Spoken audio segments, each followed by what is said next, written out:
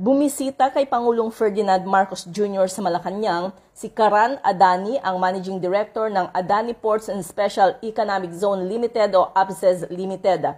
Kilala ang kumpanya bilang pinakamalaking commercial port operator sa India. Ayon kay Adani, interesado silang mag-expand sa Pilipinas lalo na sa mga sektor ng transportasyon, logistics at renewable energy. Sa Bataan ang target ng APZEZ para sa kanilang port development plan. Balak ng kumpanya na mag-develop ng 25-meter deep port na kayang mag-accommodate ng Panamax vessels. Welcome kay Pangulong Marcos ang planong pamumuhunan ng APZEZ sa Pilipinas, lalo't naghahanap niya ang pamahalaan ng mga oportunidad para mapabilis ang modernisasyon ng mga port sa bansa. Makatutulong kasi anya ito sa pagpapalakas ng kalakalan na lilikha rin ng maraming trabaho. Napag-alamang ang APZEZ ang nag-ooperate sa halos 1/4 ng cargo movement sa India.